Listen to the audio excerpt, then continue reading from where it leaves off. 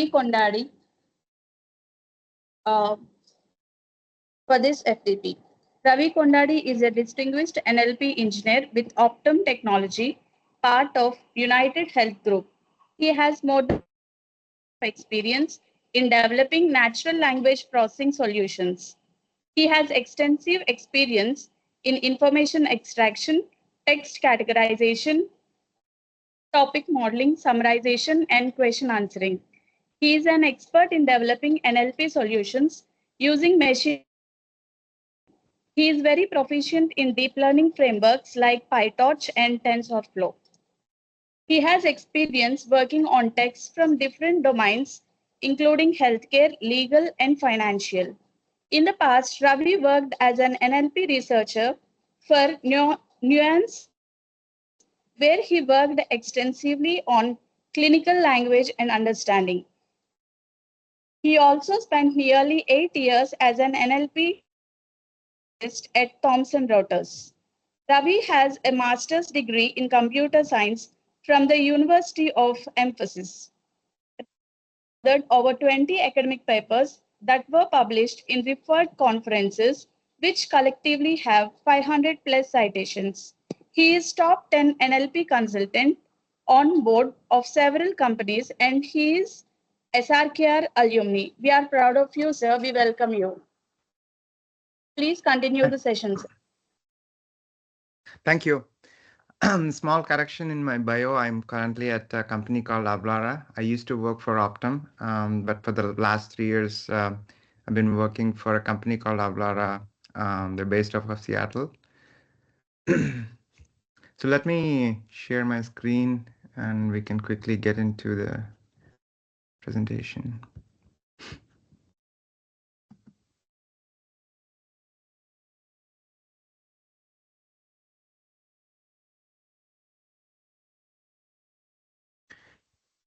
Can you see my screen? Yes. Yes, sir. Okay. I think I stopped.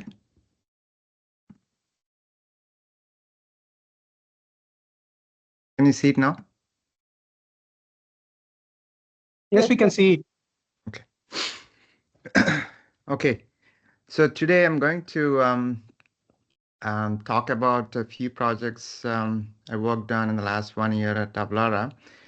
I'm going to be focusing on a few use cases that I've seen at many other companies I worked for in the past, like text categorization and information extraction from documents.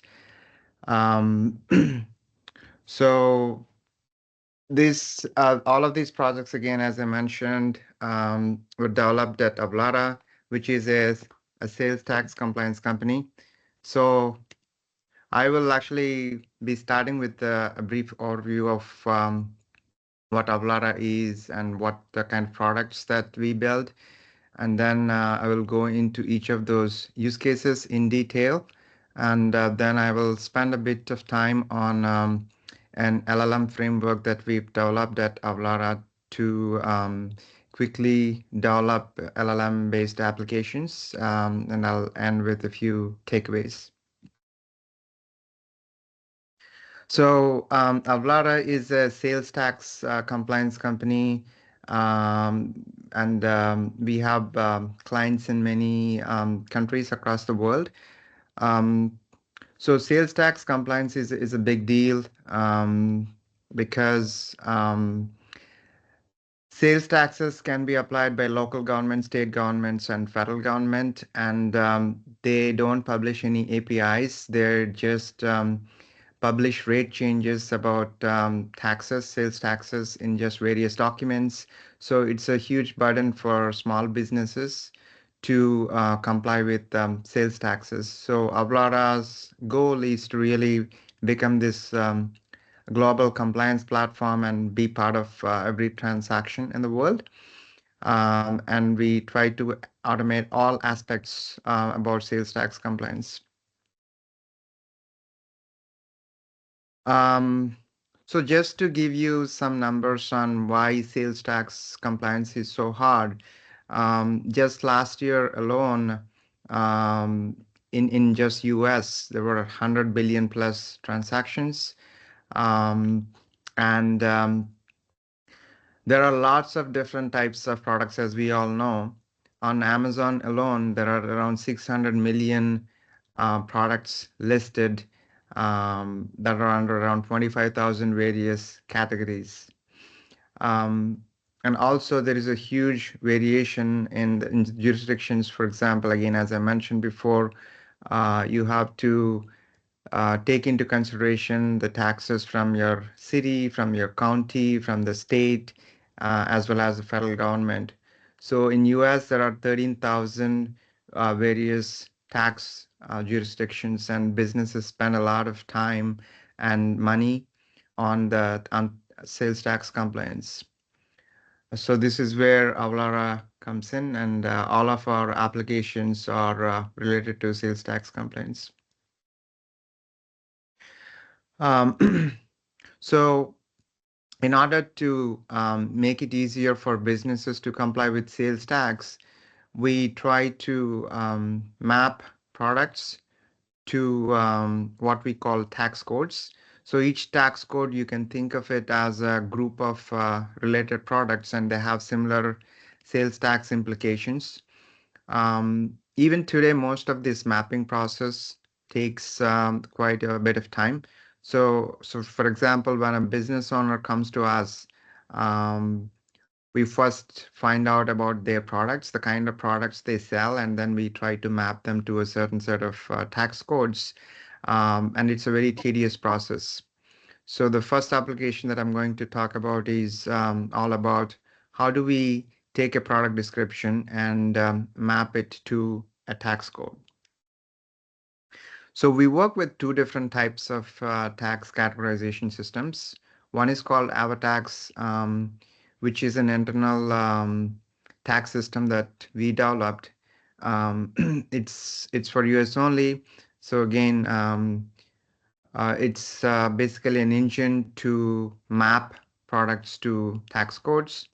The other one is called Harmonized System of Codes, which is an international standard published by World Customs Organization. This is used mostly for cross-border transactions, and it's a much bigger categorization system with almost close to 2 million codes. So I'll share some examples. Don't worry if you're following. So the first tax hierarchy called AvaTax has around 2,700 different categories. So there are various subcategories, as you can see here, like Medicare and clothing, health and wellness, construction and services, and so on.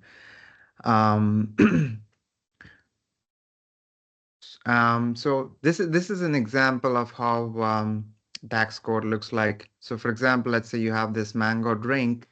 It can be categorized into this specific category, which is about food and drinks, especially non-carbonated beverages. So in order to um, do this categorization, we need to extract a lot of different attributes of this product. So for example, we need to know if it is a non-carbonated beverage or not, and that information may or may not be in that product description. Makes it very challenging.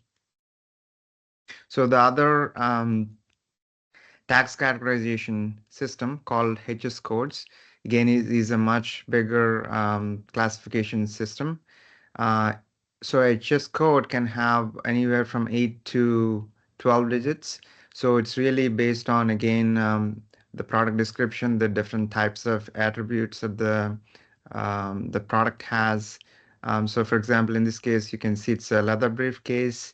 Um, so the first two letters designate the chapter. So these codes are organized into various chapters, and then there are subsections and so on. So the first two chapters, first two digits actually indicate a chapter, and the first four digits indicate a subheading, and so on. So again, there are millions of codes here that makes it very complicated for this classification. So let's now look into some of the challenges with this product classification. So, and I see this in many other use cases as well. So in many times when we try to work on a classification task, we encounter incomplete inputs or ambiguous inputs. So because they may not have all of the information that we need to perform the classification accurately. Um, so for example, in the HS code classification, these 6403 and 6404 are very similar to each other. And the only difference between the two is it's a footwear where the upper part is made of leather versus textile. So unless the product description is detailed enough, we may not be able to extract that information, and the classifier will not be able to make the accurate prediction. So the next challenge is again very common problem is ambiguity in the taxonomy structure itself. So on the left side, you can see some descriptions of some of the nodes in the taxonomy. Um, so you can see that in some cases, it's the description just says others.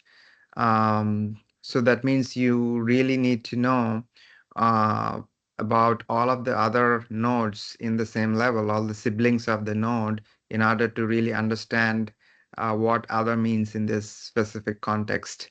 And also some of these descriptions refer to other sections in the taxonomy. Like in this case, as you can see, 0406 1002. So they're just saying that it is described in general note 15 of the schedule, which is a different section of this entire taxonomy.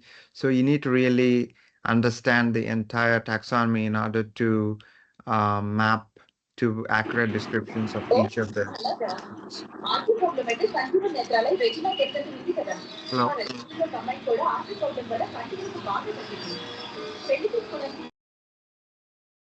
Thank you. So again, the next very common problem in classification tasks is class imbalance. Oftentimes, when you have a classification problem, you may not have properly balanced classes. You will, for some categories, you might have a lot of training data, but whereas others, you may have very less data or almost no data. And so in our case, we have a huge tail where there is very few examples for those categories. So this is a very common problem in classification tests. And there are various techniques that we can have. For example, you can, of course, now with LLMs, it's a bit easier to handle. If you have a few examples, you can have the LLM generate synthetic data based on the examples that you have and add them to the training data um, to balance that category a bit. The last one is again in this is probably specific to the product classification is inferred attributes. So sometimes these attributes are not explicitly mentioned in the product descriptions. You just have to know, for example, based on the brand name of the product, you might infer some of these attributes. So for example, for a drink like Coke, um, it's not going to say it's carbonated or not. You just have to infer from the brand, whether it's artificially sweetened or not, or caffeinated. It's not going to be explicitly mentioned. So this is again a very tough challenge in product classification. So this is a very high level overview of our classification pipeline. So one of the first steps in the classification is what we call the data quality assessment. So many of these product descriptions that we receive from our customers, they have a lot of noise. Sometimes there can be a lot of acronyms. There may be missing attributes. So we have developed a simple classification model that can look at a product description and understand if it is good enough for product classification based on a few attributes that I already mentioned, like whether it has acronyms, whether it is missing any key attributes, that the length of the description. If it is a very small description, let's say with a couple of words, obviously it's not going to be enough to accurately map that product description to a tax code. So we've used a few attributes like that and built a classification model to identify whether the product description is good enough to map to a tax code. So once that is done, then we have the actual classification service that takes these descriptions and classifies them into a map, a product category or tax code.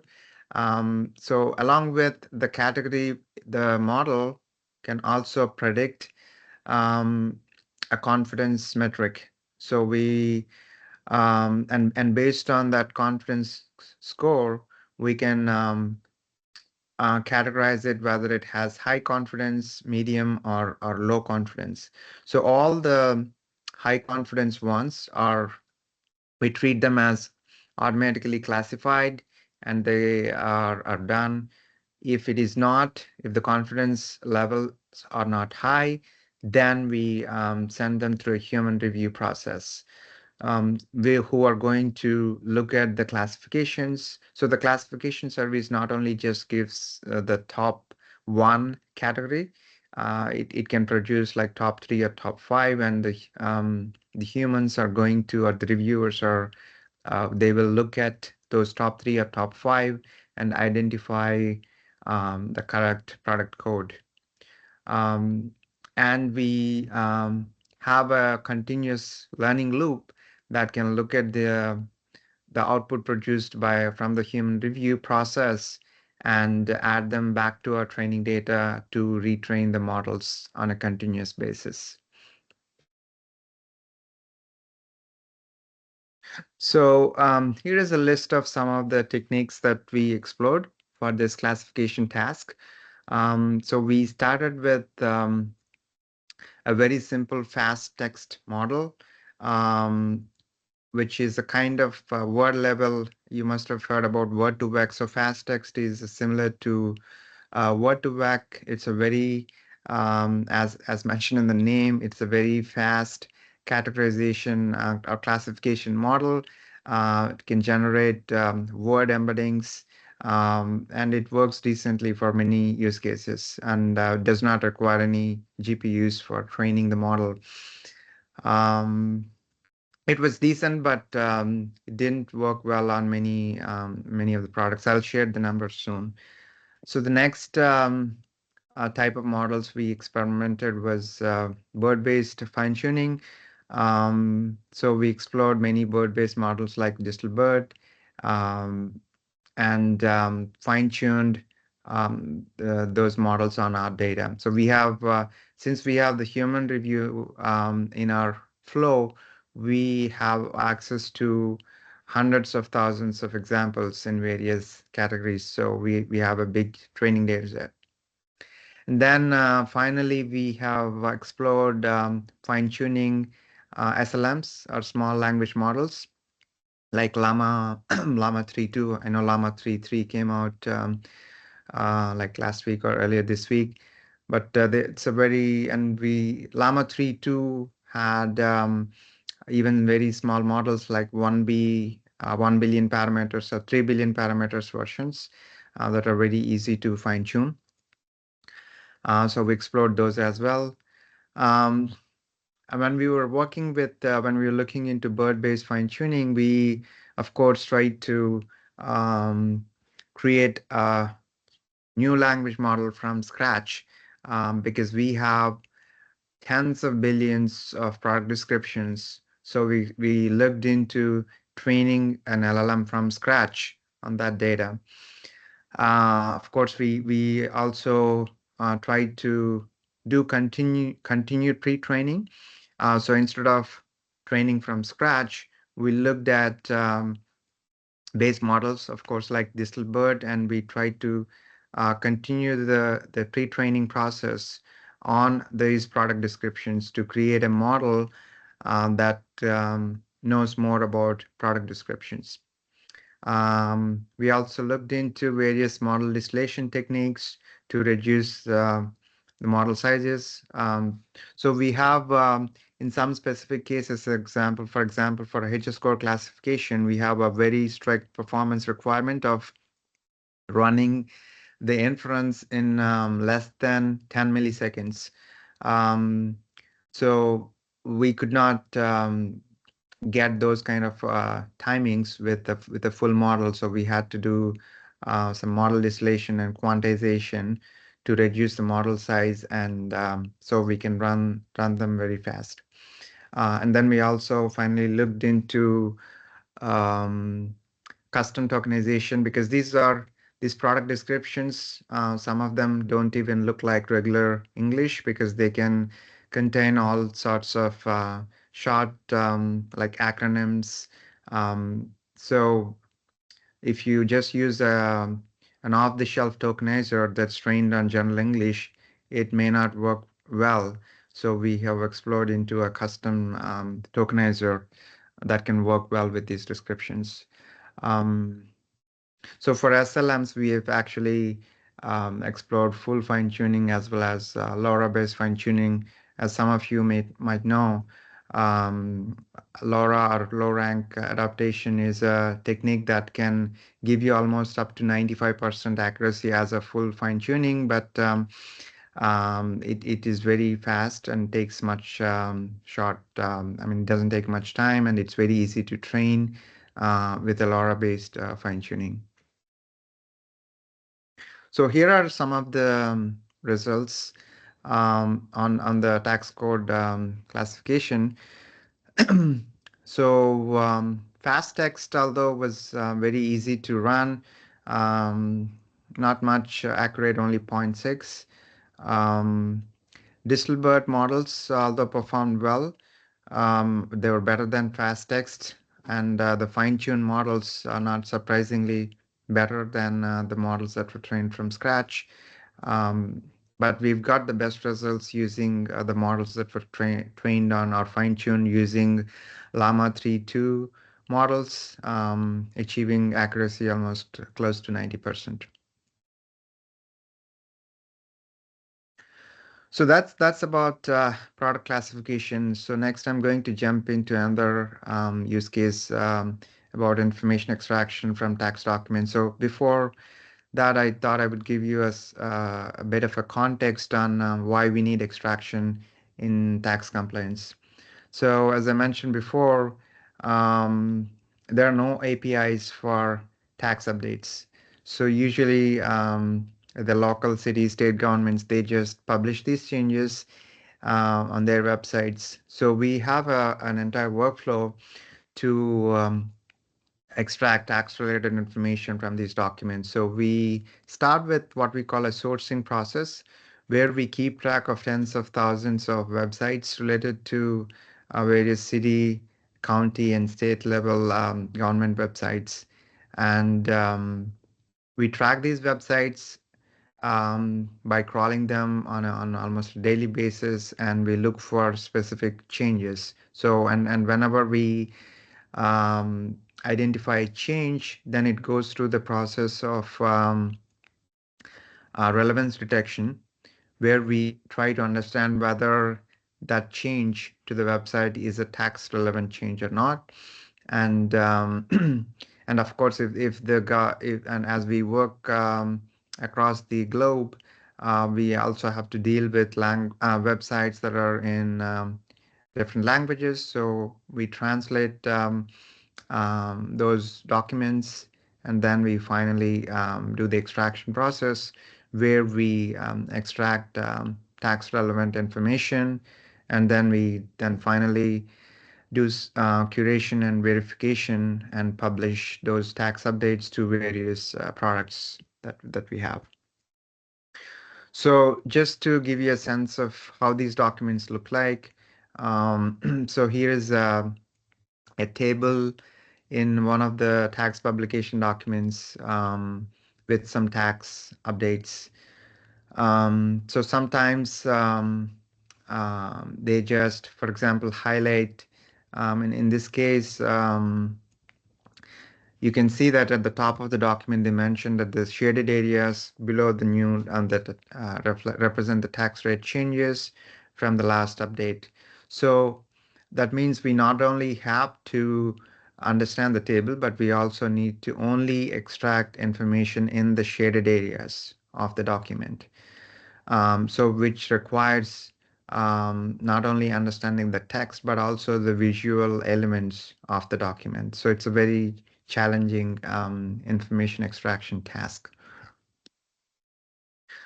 So this is another example of a tax document, and here you can see we have highlighted the elements of interest. So for example, the effective date is a very important piece of information because that's when these rates are going to be effective from. And then we have the jurisdiction information and with the local sales tax, state sales tax, and the total tax information for these two jurisdictions. And on the right side, you can see the sample template that we extract from this document. So because there are two different jurisdictions, we have extracted two templates, and each template has various entities like the location code, the state, and the type of the tax, and all of the various different sales tax rates, and of course the effective date. So that's how they look like, and then we normalize these entities after we extract them.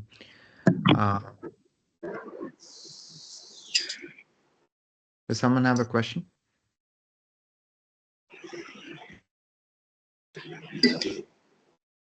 Okay. So this is again a high level or view of our information extraction pipeline. Again, we similar to our classification model pipeline, we it's a continuous learning loop. So actually it starts from here. This is actually the sourcing process. So as I described before, we extract these documents from various websites, which are in the form of either HTMLs or PDFs.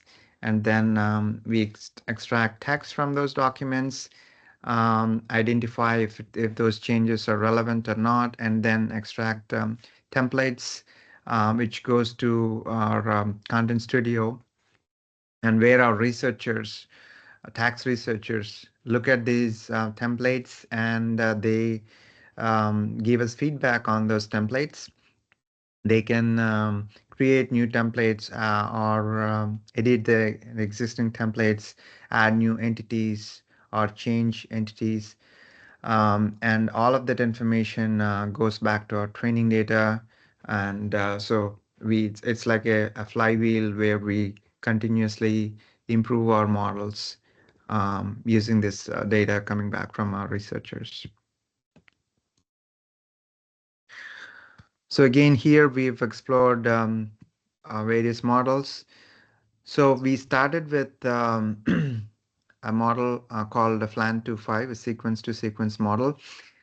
So of course, we first had to do the PDF extraction to extract text from the PDFs or HTMLs and just work with the text.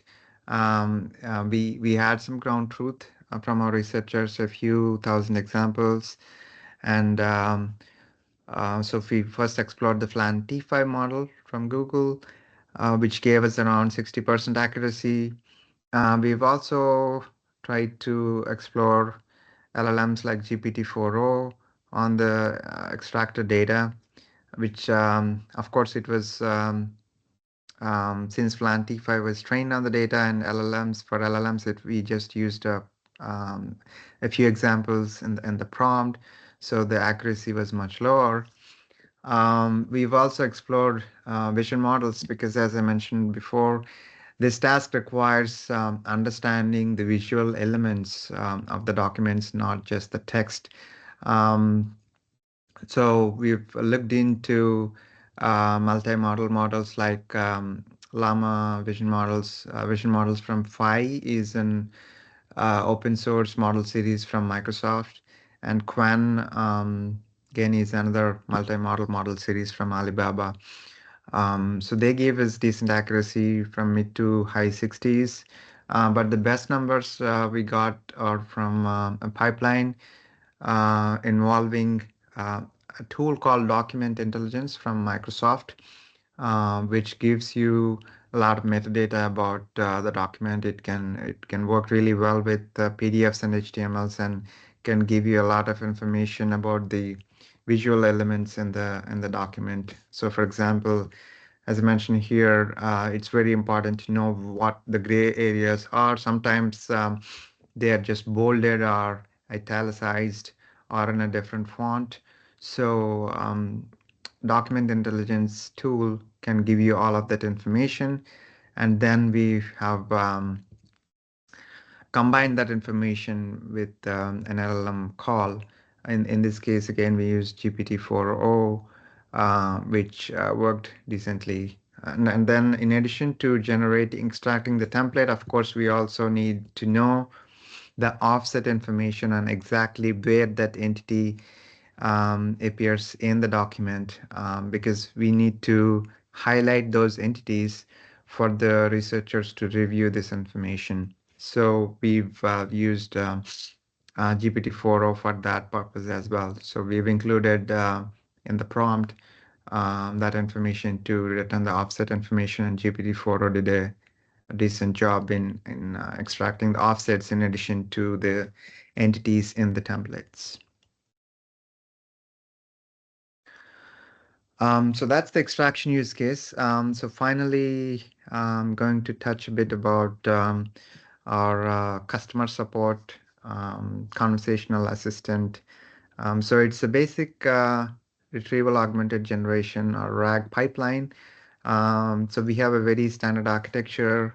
I'm sure many of you are familiar with this type of RAG architecture where um, of course, we have a vector store with all of our customer support documents. So basically, this bot is an assistant to our customers to help with on how to use our products. So we have a knowledge center with tens of thousands of documents, and we have indexed those documents, and we've implemented. We have a small filtering model because um, we have a lot of different types of products, and customer not necessarily have subscription to all of the products. So based on the customer subscriptions, we need to filter the documents. So we know who the customer is, we know what kind of subscriptions they have. So we use that information to filter the documents um, based on the subscriptions, and then we rank the model documents based on the similarity, vector similarity between the query and the documents. Of course, we chunk the documents if the documents are bigger before we index them in the vector store. And after the retrieval is done, then we present them to the LLM to generate the final response. So this is a very standard uh, RAG architecture. So I'm not going to go into details. Um, so implementing a RAG pipeline is very straightforward. I mean, you can probably do it in 5 to 10 lines of code, but putting it into production is a completely different story because you now have to deal with a lot of aspects of LLM applications. Um, so especially when you're working with external LLM APIs, you might run into rate limits, and so which would cause, so you might get a 429 error, which means the API is busy. So you may want to retry it one more time, or you probably are working with multiple LLMs. So for example, for this specific application, we use 3 different LLMs, the GPT-4o, and Cloud 3.5 Sonnet, hosted on Bedrock. And we also have a self-hosted Llama 3.2 model. So we want to use all of them. Your pipeline must handle these 429 errors, and you need to have fallback models. You need to have load balancing to properly balance the requests or transfer the request to the right API based on the current load. Um, and each of these various APIs may have different prompts for the same use case. You need to, and some businesses, of course, they want to know the budgeting because every single request costs money. So you need to keep track of each of these requests and create dashboards that show exactly which requests are going to which API and the corresponding cost for each of those calls. And then finally, you need to have some kind of caching because um, if you have the exact same question, you probably don't want to call the LLM API again, and just instead, if you have a cache, you can just return the response from the cache. So in order to handle all of these features or have these features, we have explored a few gateways. So Light LLM is a very popular LLM gateway that have many of these features. There are also others like Portkey, although Portkey is not exactly free. I mean, it does have a free version, but many of these features are only part of the professional version. But Light LLM is pretty decent, and I recommend that as a gateway. Um, and of course, we all know that any LLM application requires using guardrails because we always have users who are trying to break the application by asking all sorts of weird questions. So we want to definitely make sure that the application is protected against these kinds of inputs, and also at the same time make sure that the LLM is not hallucinating at all and not answering any irrelevant questions. So we really spend a lot of time in um, um, creating proper guardrails. So as we use, I mean, every LLM API these days have some internal guardrails built, whether you use Azure's OpenAI APIs or any APIs from Bedrock. These are the ones that we have used. I'm sure most LLM APIs now have guardrails. But in addition to those, we have also implemented our own guardrails on top of them. So for example, based on our historical conversations, we have a sense of the typical length of the questions that we get from our customers. So if if a question is longer than that, we kind of flag it as a potential attack or a jailbreak attempt. We also look at we actually have built a model, a classification model that looks at a question and classifies it whether it is relevant to our products or not. And if it is not, then we just decline to answer the question. So using all of these models or modules, we have created a pipeline of LLM security. So our users can also include sensitive information. For example, they might say, I have this question, and please call me back with a response. So they might include their tax IDs, their phone numbers, or even bank information. So we have a model that obfuscates personal information from inputs before we send them out to LLMs. And as I mentioned, we have a toxicity detection model that looks for any irrelevant pieces of information in inputs. We have a prompt injection detection. And then on the output side, we have, again, toxicity detection, hallucination identifier, and a prompt demasking where we put the information, any of the personal information, back before we send the response back to the user. And of course, we log every single interaction with LLMs to make it easier to trace any issues.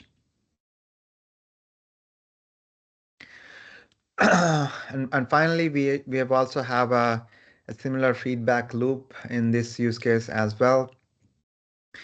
So users can basically give a thumbs up or thumbs down to every transaction, every conversation from the bot.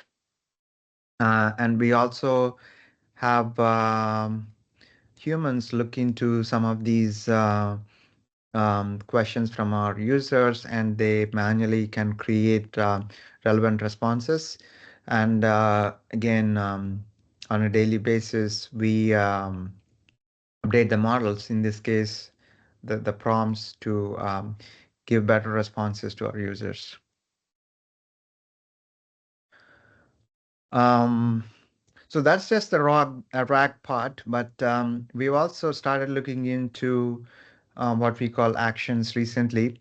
So, in many times when you have a conversational assistant, it's not enough to just have a RAG bot, because um, a RAG bot can give you answers from a set of documents, but oftentimes your users may want personal information. For example, they might ask, like, show me the last month's bill, or they might have specific billing questions, or they may have requests like update my payment method and so on. So in which case you have to take some actions on behalf of the user. So where we use function calling. Um, so function calling is where you use an LLM to interact with various APIs. So the LLM is kind of used here as an orchestrator to identify which API to talk to. And by using function calling, you can um, create proper requests to the APIs and get responses, and the LLMs will be able to understand the responses and convert them into proper responses for the end user.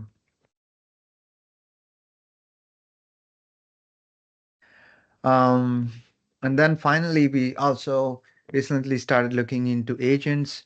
So agents are similar to action. So when I say action, I mean by one specific action, like resetting the password, which is a very simple action. But many times we have complex workflows. So a user might request the bot to go through the entire workflow, um, which requires talking to multiple APIs. So we call those as agents. Basically, an agent is a complex action involving talking to multiple APIs or data sources. So here, this is an example of a tax calculation workflow. So if our user says my tax was calculated incorrectly, it might require going through a bunch of different modules, as you can see here in the diagram, to understand exactly how that tax was calculated for that transaction. So you first need to know based on, so a transaction contains, for example, the seller's location and the buyer's location, and a brief description of the product, and the corresponding tax codes. So this workflow involves looking up those addresses to understand the tax region IDs, and understanding the type of the tax that's involved here, and then looking at various systems to understand the applicable tax rules, to identify the proper rate, and then come up with the final sales tax amount. Um, so in this case, the agent needs to work with all of these modules to understand the entire process, to generate a proper response back to the user. So that's where agents come in, and so it can talk to all of these various APIs. So we have also used agents in the tax code mapping process as well. So if you recall, um, product classification is the process of mapping a product description to a tax code. A product description not necessarily is just a piece of text. Sometimes you have images as well. And so we've created an agent system, a multi-agent system, where each agent is responsible for a certain aspect of the categorization. So for example, we have an agent that only looks at the text part and tries to extra map the text to a product code. And similarly, we have one for images. We have one that can take a product and map it into a bunch of higher level tax codes. And sometimes if we identify that a product description is not detailed enough, we may have to do a web search to identify similar products, and then use those product descriptions to come up with the final product code. So basically, this is a multi-agent system where each of these different agents are responsible for extracting relevant information based on certain piece of the input, and they all work together to achieve at the final tax code. And in many of the agent systems like that, there is always an orchestrator which acts as the main controller and works with all of these agents. So in our case, we used the GPT-4o LLM as the orchestrator, which it works with these agents to produce the final tax code. So yeah, we started using these types of multi-agent systems in many of our applications. So this is a framework that we have developed internally.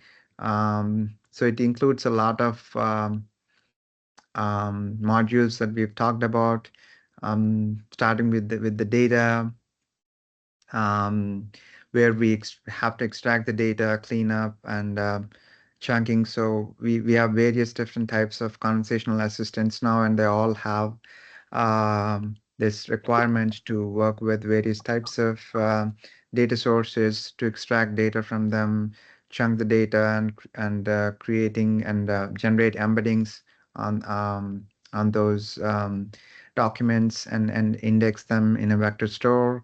Um, we also have modules um, basically specific to the gateway for caching, load balancing, um, logging for tracing, and so on. And then we have a security layer, which involves the guardrails and the content filtering. And then we have evaluation modules to monitor the models and incorporate feedback coming back from our users. And then at the very top, we have various LLM-based applications, whether it's a RAG or a simple semantic search or classification, summarization, or code generation. Again, all of our applications are deployed using Kubernetes, and we usually work with either AWS or GCP.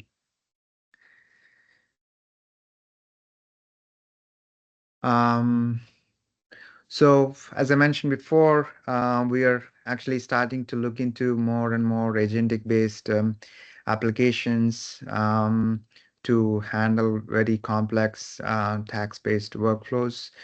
Um, for our classification, we are now exploring models that can handle multiple languages with almost zero-shot classification um, by trying to use SLMs, which have very good generalization capabilities. We are looking into fully autonomous product classifications. I mean, currently we are at 50%, where 50% of the traffic is usually done automatically, and we still have 50% of the traffic that goes through human reviews. We are trying to reduce that by using all of these agentic-based frameworks and focusing on multiple languages, and at the same time trying to have very fast extraction pipelines. So I would say that in many businesses or many enterprises, they're looking into domain-specific language models. So I know that most companies are using probably just external APIs like Claude or GPT-4o type of models, but I can see that in the future, more and more companies will start looking into domain-specific models because uh, at at least in the use cases that I explored, whether it's healthcare or sales tax compliance, these large language models are there. I would say they're decent, but if you want to be really accurate, if you want to get numbers upwards of 90s, domain-specific models are the way to go. Um, and um, and I know that many companies are looking into using agents to address many of their workflows.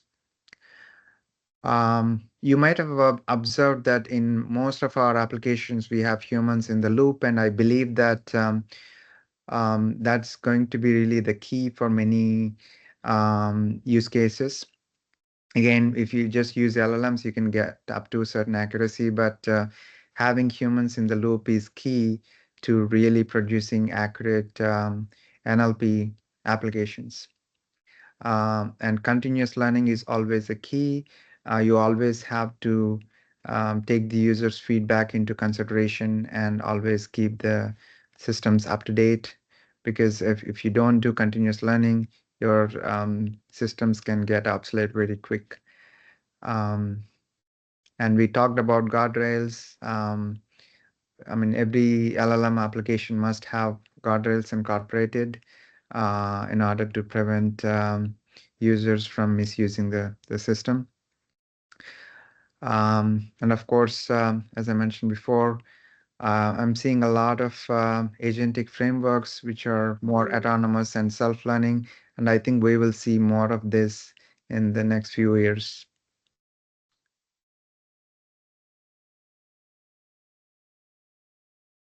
I think that's all I have. Open to any questions. Hi, Ravi. Hi. Hi. Nice to see you first, and I have plenty of questions. Yeah, go ahead. Yeah. First one, what are you using to build agents, Ravi? The agentic AI agents which you described. Yeah, we of course, again, as you know, it's a very recent phenomenon. So we are looking into Bedrock agents. Okay. Yeah, AWS. we Okay.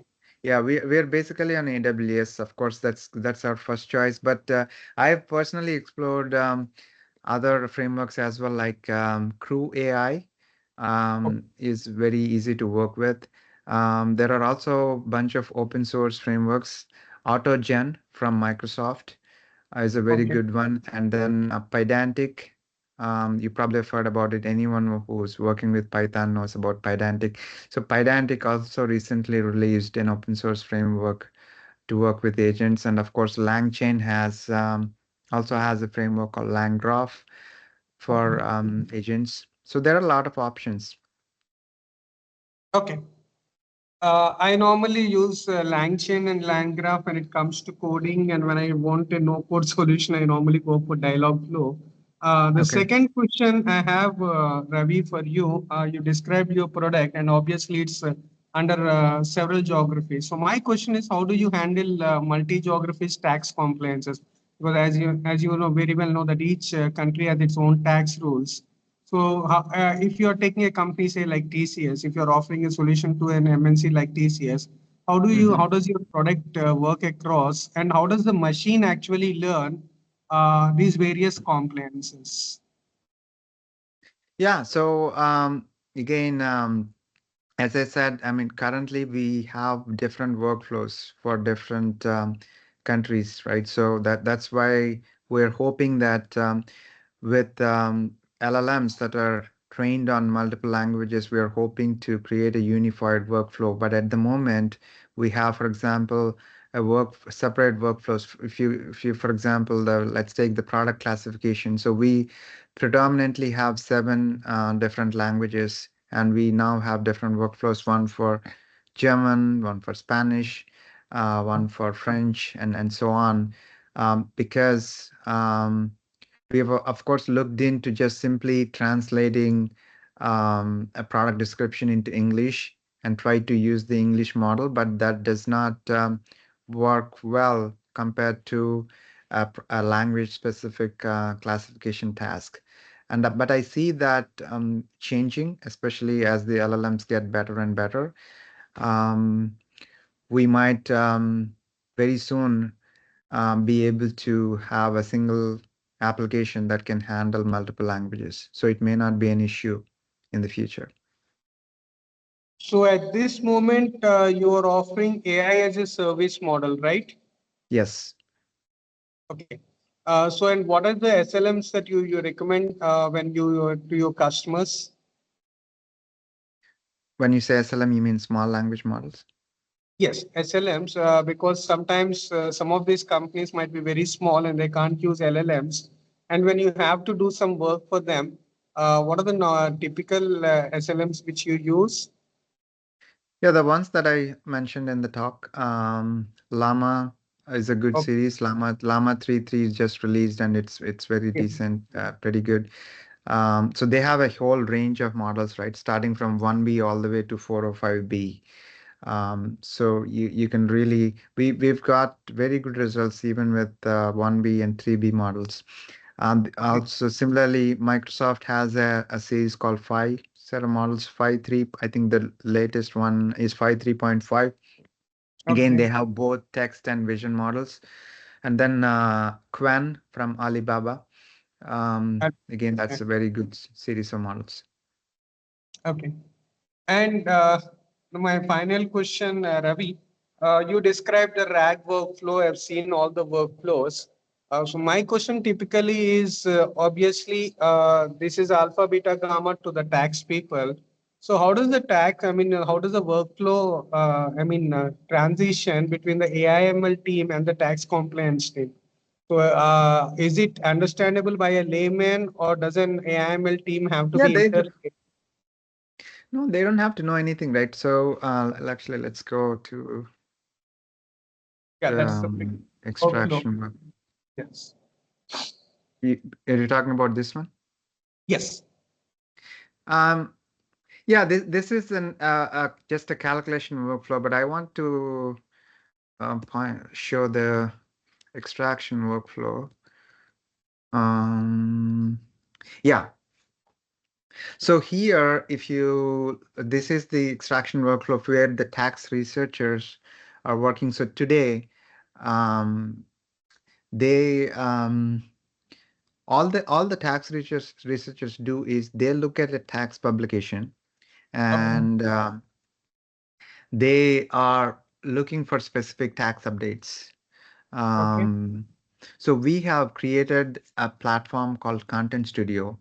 So they log into the Content Studio, and then when they open a document, they see something like this. So they can just basically see these templates on the right. So they have the original tax document on the left, and then they see the templates. They can click on the templates. It takes them to the exact part of the document. So this is how it looks like actually. So they can see these templates, and then they can and they when they click on the template, it takes them to the exact portion of the document. And remember, these documents can be sometimes hundreds of pages long.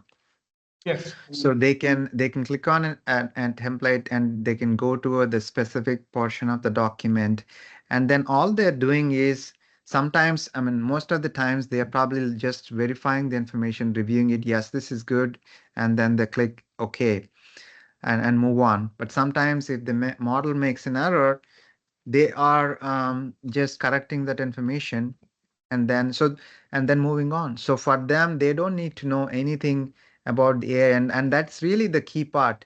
The AI should really make it easier for humans to work on whatever they're doing. I mean, it should not interfere with what they're doing. And actually, that's a very good question, Uma, because when initially, I mean, we had to do a lot of UX, and it's UX is really a key aspect here.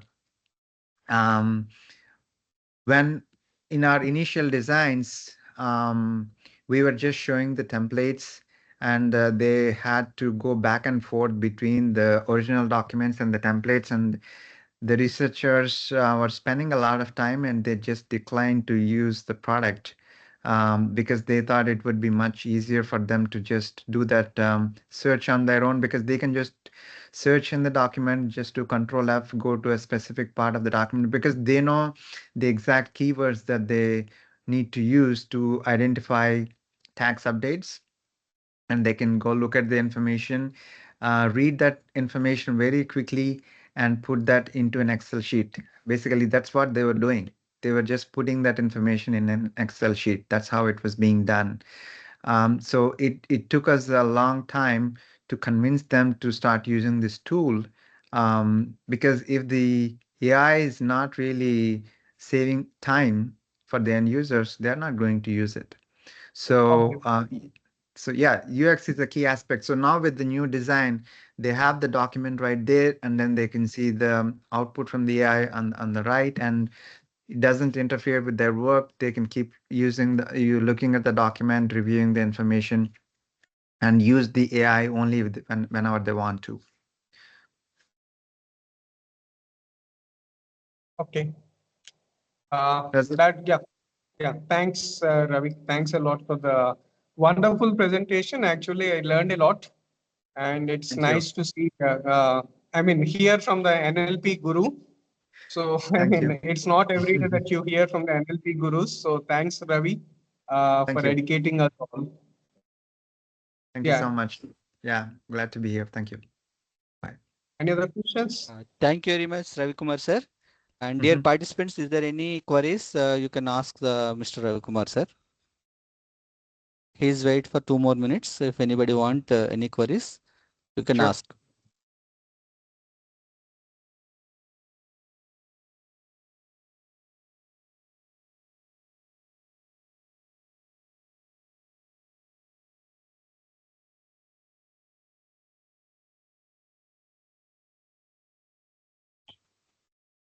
We request all the participants to on your video, please.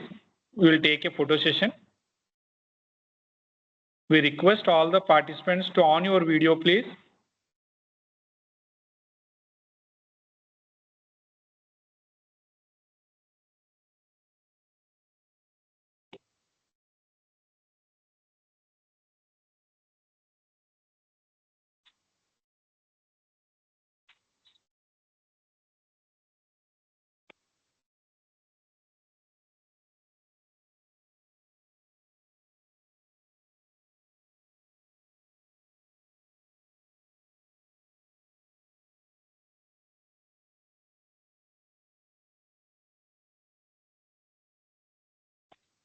If nobody is having queries, sir can leave.